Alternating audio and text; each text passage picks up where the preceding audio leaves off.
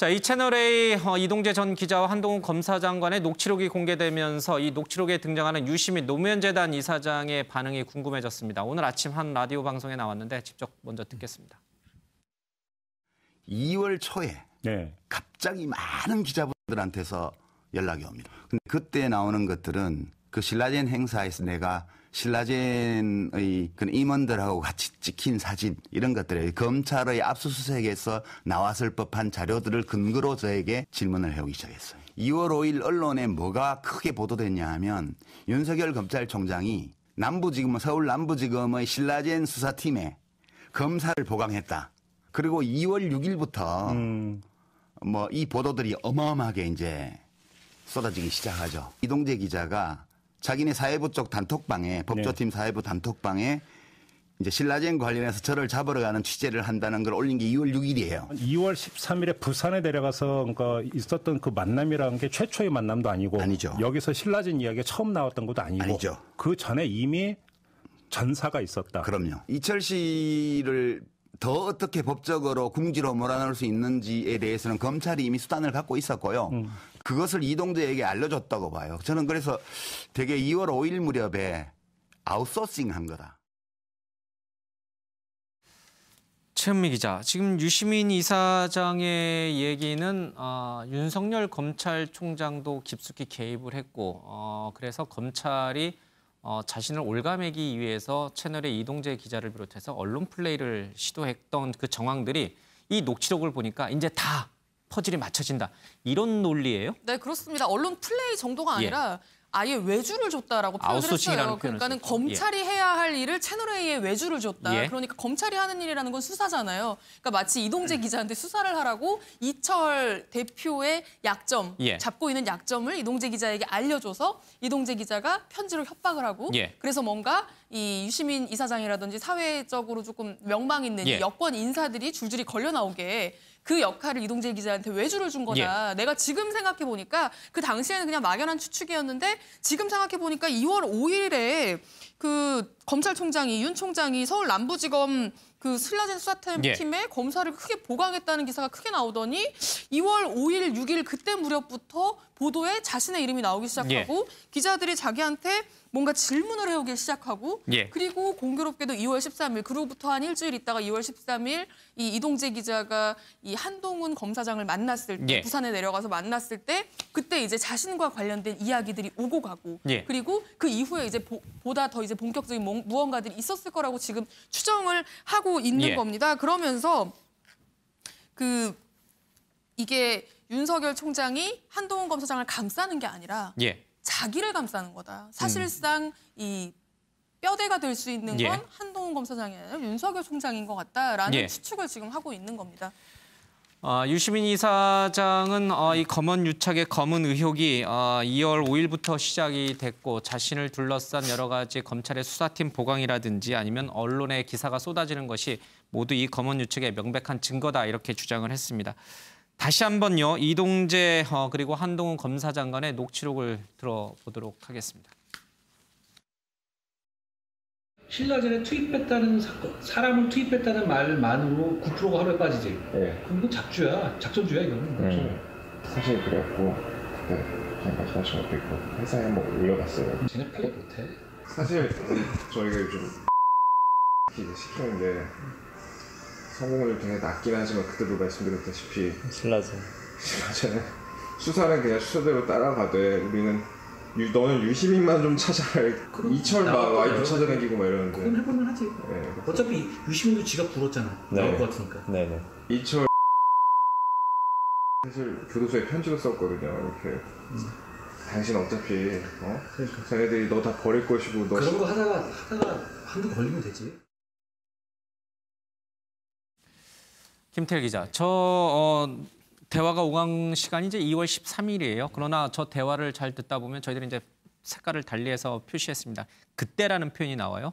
그때 이미 이동재 기자 말이에요. 그때 말씀드렸다시피라는 말이 나오는데 그때라는 것을 유시민 이사장은 바로 자신에 대한 본격적인 수사나 내지는 기사가 쏟아지는 2월 5일을 말하는 것 같아요. 그렇습니다. 일단은 지금 한동훈 검사장하고 이동재 전 기자가 처음 만난 게 아니고 그 전부터 만나왔다는 긴밀히 만나왔다는 거죠. 거예요. 그러니까 이제 방금 들으신 것처럼 그때 말씀하셨던 것도 있고 그때도 말씀드렸다시피 예. 이런 얘기를 하잖아요. 그때 유시민 이사장이 한동훈 검사장이 그때를 안 물어본다. 예. 만남이 여러 번 있었으면 언제냐 이렇게 물어봤을 텐데 안 물어보는 건 예.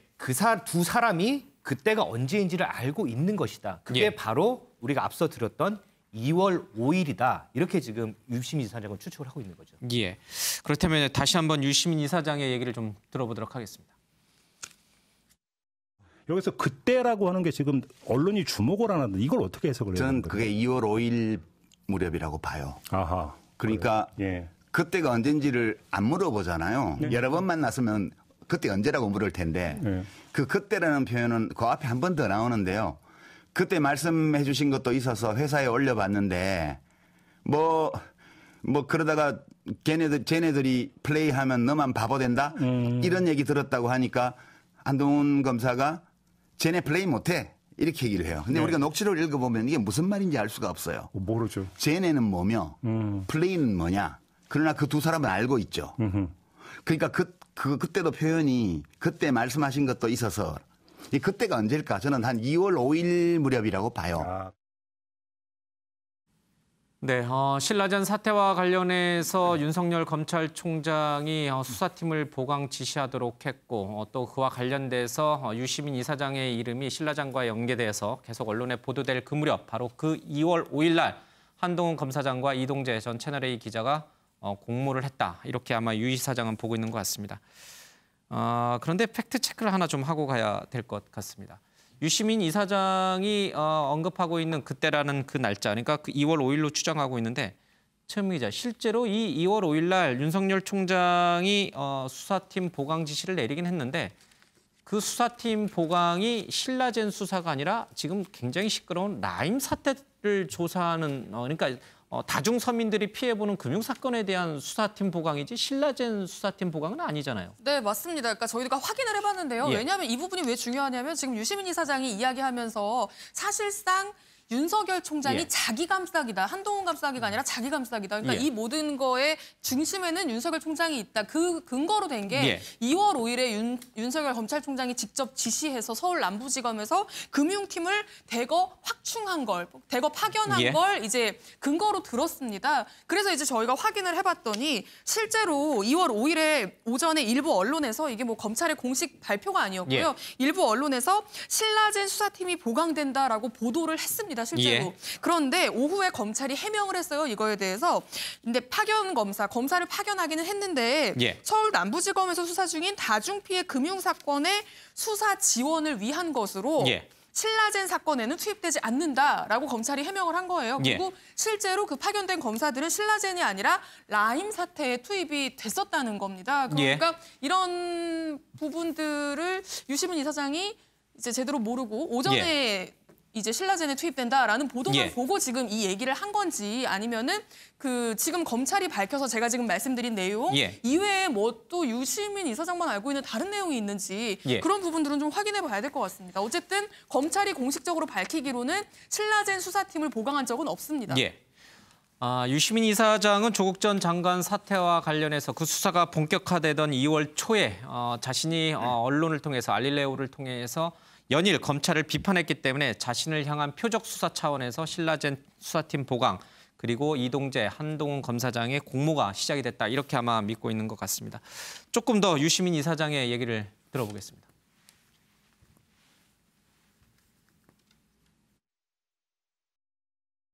윤석열 검찰총장이나 한동훈 그 당시 반부패 강력부장이 네. 이제 조국 사태 와중에 제가 알릴레오를 진행을 했을 때 대검에서 실시간으로 모니터링했어요. 관심 없다는 건 거짓말이에요. 네. 그래서 얘 이대로 놔두면 안 될 것 같다. 뭔가를 좀 찾자 해서 이제 노무현 재단 계좌도 뒤진 것 같고 뭐 동영상에 나왔어? 신라젠? 한 3천만 원 받았지 않겠냐. 제가 거액을 받고 강연을 한 거니까 주가 조작 차원에서 볼 수 있다. 이게 저에 대해서 뒀던 혐의예요. 네네네. 이해가 돼요. 그분들의 삶의 경험에서는 그냥 저 정도 저처럼 장관을 지낸 상당한 유명한 사람이 기차를 타고 3시간 가까이 가서 하루를 완전히 집어넣는 일정을 그 부산대 병원에서 했는데 아무 대가도 받지 않고 기차표만 끊어주고 밥 한 끼 얻어 먹고 왔다는 게 말이 안 되잖아요. 제 식구 감싸기 아니냐. 아니요. 윤석열 총장이 왜 저러느냐는 이야기가 많이 나왔는데. 제 식구 감싸기 아니에요. 자기 감싸기지. 예, 유시민 이사장은 윤석열 검찰총장, 검찰이 조국 전 장관 사태 때 검찰을 비판하는 자신을 향해서 표적 수사가 시작이 됐다. 이렇게 아마 이해를 하고 있습니다. 이현정 의원님, 그러나 유시민 이사장 입장에서 보면은 한동훈 검사장이 유시민 이사장이 신라젠 행사에 가서 강연을 한 것이 명백한 주가 조작이다 이렇게 언급하는 부분이 분명히 있어요. 녹취록에는 있어요. 이제 그걸 봤을 때는 자신을 주가 조작 혐의로 올가매려고 하는 검찰의 움직임이 분명히 있다. 그래서 노무현 재단도 검찰이 내사를 하고 사찰을 한 것이다. 이렇게 이제 아마 믿고 있는 것 같은데, 자, 이 앞뒤 아기가 딱딱 다 맞아 떨어져야 되는데 추론은 가능합니다만은 딱 맞아 떨어지는 근거는 없는 것 같아요. 그러니까 사람이란 게 참 자기중심적이에요. 예. 모든 게 보면 이게 다 나 때문에 이루어졌구나라고 이제 판단하는 오류가 생기죠. 예. 지금 사실 오늘 아침에 그동안 방송을 하지 않다가 갑자기 이제 방송에 나온 이유가 바로 이제 본인도 오늘 방송에서 이야기를 했습니다. 그러니까 수사심의위원회에서 나를 불러주지 않아서 내가 방송에서 이렇게 수사심의위원을 하겠다라고 수사심의위에 영향을 미치려고 나온 거예요. 거예요? 그런 가능성도 있죠. 왜냐하면 오늘 이제 이 수사심의위원회를 방송으로 대체한다는 이야기를 본인이 스스로 이제 하고 있습니다. 그러니까 그런 걸로 보면 아마 이제 오늘 수사심의위원회를 좀 고려를 한 것 같고 또 하나는 지금 이제 말 여러 가지 중에 보면 자기의 어떤 수사에 중심된 게 이제 첫 번째 사진 문제 있잖아요. 사진 문제 그 압수수색에서 그 나온 사진인데 그걸 어떻게 언론들이 아냐. 검찰이 흘린 거다. 나 이야기했는데 알고 보니 압수수색에서 나온 사진이 아니라 이미 언론이나 홈페이지에 다 있었던 사진을 한 것이고 또 아까도 이제 이야기를 했지만 유시민 이사장이 지금 이제 뭐 관련된 혐의라는 게 사실 이제 내려가면 강의를 하지 않습니까? 여기에 사실 신라젠에 가서 이제 강의를 한 거거든요. 그러니까 그렇기 때문에 이제 이게 신라젠하고 뭔가 밀접한 연관이 있는 게 아닌가? 이제 다들 기자들이 그 의심을 했어요. 왜냐하면 법조 출입 기자들은 한동훈 그 검사장은 반부패부 부장이었습니다. 예전으로 치면 중수부장이에요. 그러니까 지금 이동재 기자도 사실 검찰 출입 기자이기 때문에 그 반부패 부장한테 계속적으로 뭔가 정보를 얻고 전화하고 연락하는 건 뭐 상시를 할 수가 있는 거죠. 그러니까 충분히 이제 의심을 둔 거죠. 그렇지만 그런 증거는 뭐 확보한 게 없지 않습니까? 또 그렇기 때문에 또 하나는 혐의는 뭐냐면 2월 5일 날 그때 저도 이제 그 검사를 투입한다고 그래서 이거 신라젠 하는 거 아닌가라고 생각했는데 나중에 알고 보니까 라임 사건이 사실은 당시에 피해자가 수천 명이 넘어가요. 그러니까 대통령도 이게 관심을 굉장히 많이 표명했습니다. 워낙 피해자가 많기 때문에 이걸 수사를 해야 된다. 원래 이제 이 서울 남부지검에 정권금융수사부가 있어요. 특급 부부가 있어요. 지금 없어졌습니다. 왜냐하면 추미애 장관이 없애버렸습니다. 그런데 거기서 수사하는데 거기에 인력을 보충시킨 거예요. 근데 또 이거는 이제 유시민 장관의 그 보도를 보니까 이것도 나를 더 수사하는 거 아닌가? 이제 이렇게 생각해서 윤석열 총장이 총괄적으로 다 했다라고 이야기를 하는데 그래서 오늘 쭉 저도 인터뷰를 다 보니까 뭐 명백하게 어떤 윤 총장이 개입했다는 증거는 없어요. 그렇지만 유시민 이사장 입장에서는 모든 게 돌아가는 게 보니까 이게 나를 점점 줘오는 거 아닌가라고 느낄 만한 그런 상황들은 분명히 있는 것이죠. 그래서 그 이야기를 한 것 같습니다. 유시민 이사장은 자신이 신라젠에 가서 강연을 하고 그래서 주가를 띄우고 거기에서 어떤 금전적 이익을 얻고 그런 과정, 일련의 과정에 뭔가 비리가 있을 것이다. 이렇게 이제 검찰이 보고 수사를 시작했다. 내지는 내사를 시작했다. 이렇게 보고 있는 것 같은데 사후적인 얘기긴 합니다만은 검찰에서는 유시민 이사장의 관여됐을 가능성 뿐만 아니라 여권의 고위 정치인들이 신라젠 문제에 관여됐을 가능성은 전혀 없다라고 그 이후에 수사 결과가 나왔어요. 그렇죠? 나중이죠. 나중에 나온 거고. 그런데 이제 녹취록이 나왔던 그 당시로 보면 유시민 이사장도 얘기를 합니다만 한동훈 검사장이나 뭐 이동재 전 기자의 세계관, 그들의 생각으로 봤을 때는 유시민이 정말 뭐 아무런 대가 없이 부산까지 KTX 표 끊어가지고 내려가서 강연하고 그렇게 뭐 했을까? 분명히 뭐 있어. 이런 식으로 몰고 간 건 사실이죠. 주가 조작에 같이 공모한 거야? 이렇게 이제 보는 거죠. 그렇죠. 그렇게 몰고 갔었죠. 그 당시에는. 그리고 뭐 사후에 이제 밝혀졌죠. 훗날. 뒤에 이제 그게 밝혀진 거고. 무혐의로. 무혐의로 아무 관련이 없다는 게 밝혀진 거고. 하지만 이 당시에는 이 녹취록을 봤을 때는 한동훈 검사장은 최소한 검사장으로서 뭐 확신을 가지고 있었다는 것이 녹취록에 나오잖아요. 네. 그래서 이제 어떻게 보면 유시민 이사장 입장에서 보면 이 돌아가는 모든 것들이 이 사람들이 나를 아예 주가 조작으로 틀을 만들어 놓고 거기에 때 맞추기 수사를 하고 있구나, 조사를 하고 있구나 이런 생각을 할 수밖에 없었죠. 결과적으로는 이제 전혀 관련이 없음이 밝혀지긴 했는데 2월 초에는 이제 그런 분위기가 있었다라고 유시민 이사장은 믿고 있는 것 같고 검찰은 그에 대해서 전혀 사실이 아니다라는 이제 입장인 것 같습니다. 그런데 앞서 잠깐 이현종 의원께서 말씀하셨는데 오늘 중요한 수사심의위원회가 열리는 날 유시민 이사장이 앞에 아침에 이 한 라디오 방송에 나와서 그것도 뭐 공중파, 지상파 라디오 방송에 나와서 사실은 조금 근거를 명확히 되지 못한 발언들을 계속 쏟아냈는데 이거에 수사심의에 영향을 미치려고 한 것인가? 어떤 영향을 미친다기보다는 예전에 이 라디오 프로그램에 사실 이제 검언 유착이 처음 터지고 나서 유시민 이사장의 이름이 나오고 그 이야기들이 뭐 시중에 돌 때 유시민 이사장이 최초이자 마지막으로 출연했던 프로그램이 지금 이 라디오 프로그램이에요. MBC 김정배 시선 집중 이 프로그램에 나왔었고 그리고 이번에 이제 수사심의회가 열리는 과정에서 또 이 프로그램에 나와서 자신의 입장 이게 본인은 얘기합니다. 수사심의회가 안 불러주니까 내가 왔다라고 하는 건 약간의 농담처럼 얘기를 한 거고요. 실질적으로는 녹취록들이 공개된 과정에서 녹취록들을 보니까 이런저런 이야기들이 많이 나오는데 녹취록에 당사자라고 할 수 있는 내가 나와서 어떤 이야기를 하는 게 맞겠다라고 해서 말을 했다라고 합니다. 알겠습니다. 나중에 이 사건의 전모가 다 밝혀졌을 때 당사자들이 또 어떤 입장을 내놓을지 지켜보도록 하겠습니다.